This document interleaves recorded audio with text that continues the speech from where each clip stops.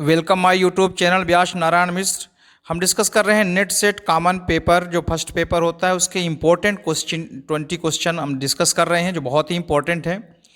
उनमें से first question है, भारतीय उच्च अध्ययन संस्थान कहाँ स्थित है।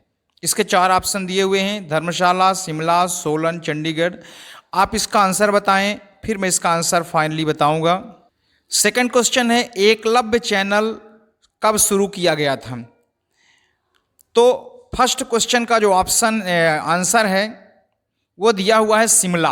भारतीय उच्च अध्ययन संस्थान शिमला में स्थित है।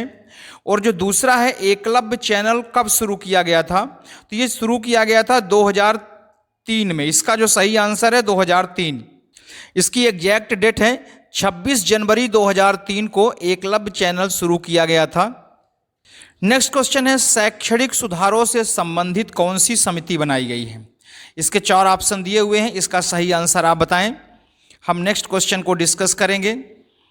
नेक्स्ट क्वेश्चन है, इग्नू का एकमात्र टीवी चैनल है, शैक्षिक चैनल है, जिसमें से स्टडी कराया जाता है स्टूडेंट्स को। उस चैनल का नाम क्या है। तो चूंकि टीवी चैनल है, टीवी को हम देखते हैं, तो आप समझ सकते हैं इसमें वही चैनल होगा जिसमें देखने वाला काम है, और देखने वाला काम है ज्ञान दर्शन, इसलिए इसका आंसर हो गया ज्ञान दर्शन। और प्रश्न 3 का आंसर हो गया यशपाल समिति।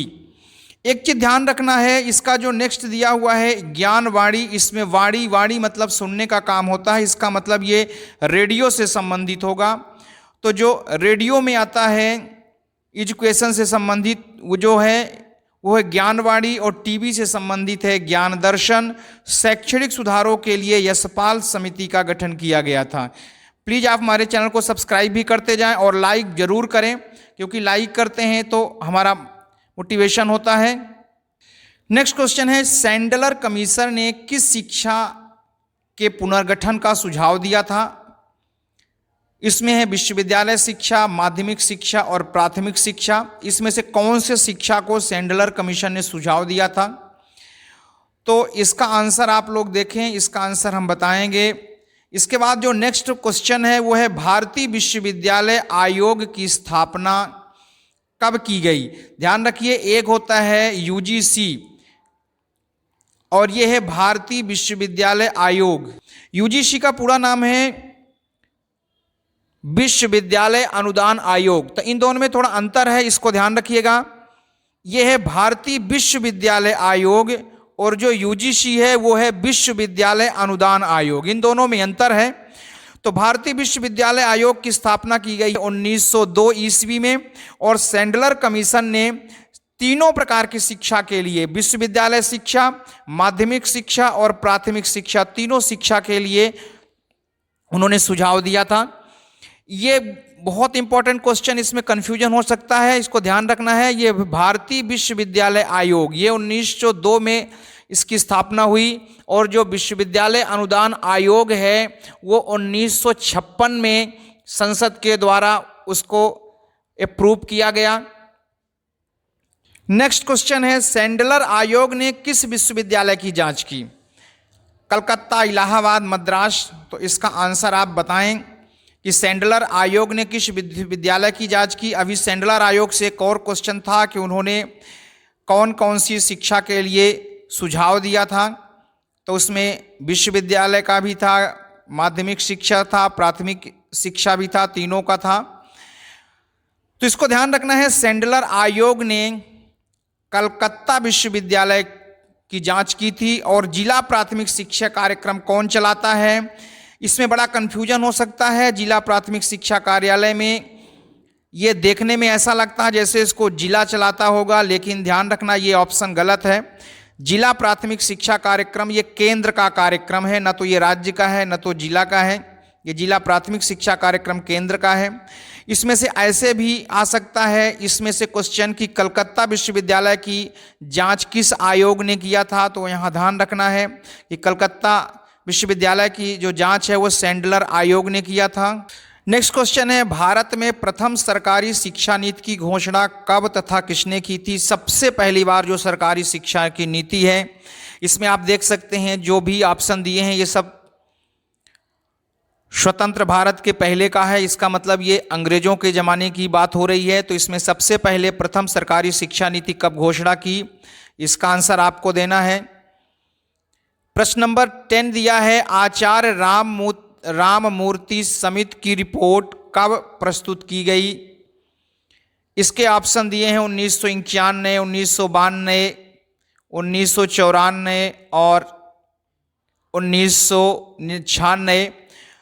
तो भारत में प्रथम सरकारी शिक्षा नीति 1844 में लॉर्ड हार्डिंग ने कराया था, लॉर्ड हार्डिंग ने कराया था। और एक चीज़ और ध्यान रखना है, ये जो रिपन है, ये रिपन जो लॉर्ड रिपन है, इन्होंने भारत में विश्वविद्यालय, भारतीय विश्वविद्यालय के लिए इन्होंने एक आयोग का गठन किया था रिपन ने। तो जो विश्वविद्यालय की शिक्षा है वो रिपन के शासन में हुई, और जो सरकारी शिक्षा नीति है वो लॉर्ड हार्डिंग के उसमें हुई। आचार्य राममूर्ति समिति की रिपोर्ट कब प्रस्तुत हुई, तो इसका आंसर 1991 में। 1991 में आचार्य राममूर्ति समिति की रिपोर्ट प्रस्तुत की गई। नेक्स्ट क्वेश्चन है, विद्यालय पाठ्यक्रम पुनरावलोकन समिति का गठन किसकी अध्यक्षता में किया गया, तो यह आचार्य राममूर्ति। आचार्य राममूर्ति ने जो विद्यालय का पाठ्यक्रम है उसका पुनरावलोकन किया था। इसके बाद है, कोठारी कमीशन को वर्तमान में किस नाम से जानते हैं। कोठारी जो कमीशन है ये जो कि 1964 में बना था, और आचार्य राममूर्ति ने जो अभी एक समिति के बारे में बात हुई वो 1991 था। कोठारी कमीशन 1964 में बना था, इसको किस नाम से जानते हैं, तो इसका नाम है वर्तमान में राष्ट्रीय शिक्षा आयोग। कोठारी कमीशन का ही इस समय नाम है राष्ट्रीय शिक्षा आयोग। नेक्स्ट क्वेश्चन है, 14 जुलाई 1964 में जो आयोग का गठन किया गया, इसके अध्यक्ष कौन थे। तो अभी अभी हमने डिस्कस किया कि 1964 में जो आयोग बना वो बना था कोठारी आयोग, इसके हैं डॉक्टर DS कोठारी। नेक्स्ट प्रश्न है, राष्ट्रीय ओपन स्कूल की स्थापना कब की गई, किस वर्ष की गई, इसका आंसर आप लोग बताइए। राष्ट्रीय ओपन स्कूल, तो इसका जो सही आंसर है वो है 1989 में राष्ट्रीय ओपन स्कूल का स्थापना की गई। जो राष्ट्रीय ओपन कॉलेज है वो है जो इग्नू कॉलेज है, इग्नू कॉलेज के लिए है वो इग्नू विश्वविद्यालय जो है उसकी स्थापना हुई, जो कि इंदिरा गांधी जी के नाम पे है, वो है 1985 में 85 में। और वो इग्नू वर्किंग स्टार्ट किया था 1987 में। इसके ठीक 2 साल बाद राष्ट्रीय ओपन स्कूल की स्थापना की गई थी। एक बार फिर से वही क्वेश्चन है, सैंडलर आयोग की स्थापना कब की गई, तो सैंडलर आयोग की जो स्थापना है ये की गई है 1917 में। हमने सैंडलर आयोग से संबंधित अभी 1-2 क्वेश्चन और देखे हैं।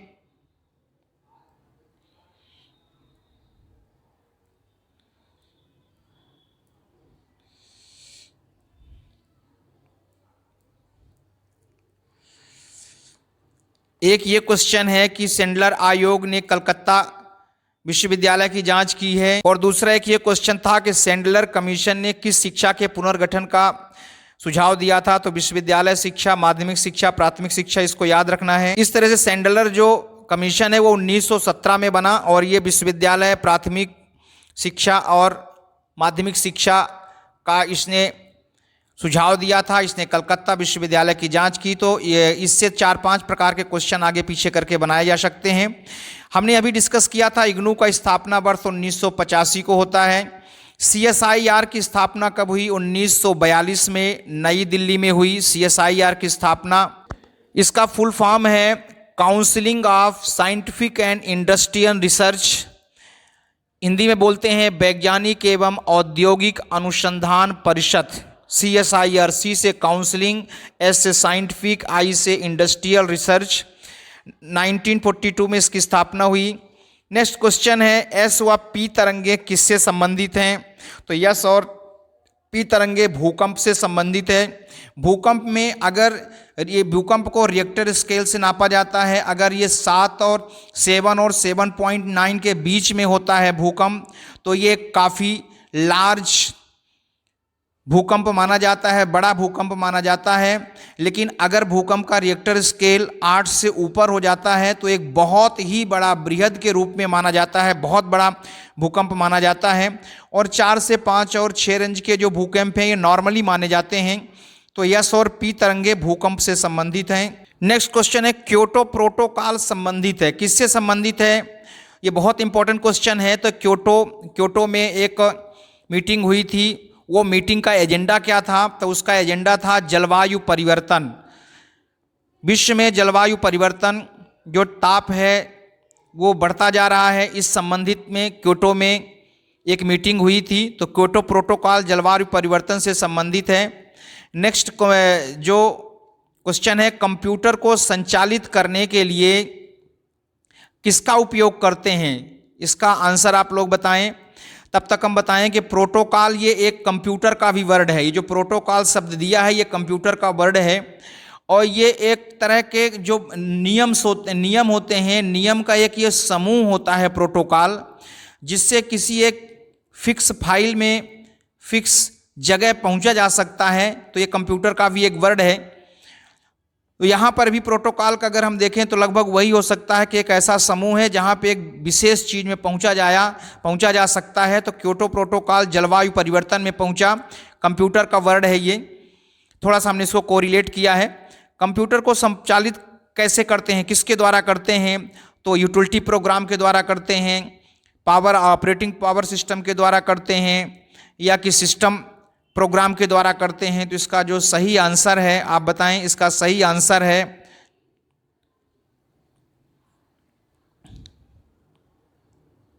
कंप्यूटर को संचालित करने के लिए जो प्रोग्राम होता है वो ऑपरेटिंग सिस्टम होता है। लेकिन इसमें जो मटेरियल यूज करते हैं सिलिकॉन एवं जर्मेनियम का। जो इसमें मटेरियल यूज होता है वो होता है सिलिकॉन एवं जर्मेनियम का। सोलर सेल में भी जब यूज करते हैं तो जो सोलर सेल में चिप बनती है वो भी सिलिकॉन का ही बनाया जाता है, क्योंकि इसका जो बैंड गैप होता है वो लगभग 1.1 इलेक्ट्रॉन वोल्ट होता है। जर्मेनियम थोड़ा सा हल्का पड़ता है क्योंकि इसका जो बैंड गैप है वो 0.7 इलेक्ट्रॉन वोल्ट तक पहुंचता है। तो इसलिए सिलिकॉन थोड़ा सा हार्ड होता है, इसका बैंड गैप ज़्यादा होता है, इसलिए सोलर सेल में भी सिलिकॉन का यूज किया जाता है। तो इस तरह से हमारे वीडियोस कंटिन्यू आते रहते हैं। आप हमारे चैनल को सब्सक्राइब करें, लाइक करें, शेयर करें। कोई प्रॉब्लम हो तो कमेंट करें। Thank you very much.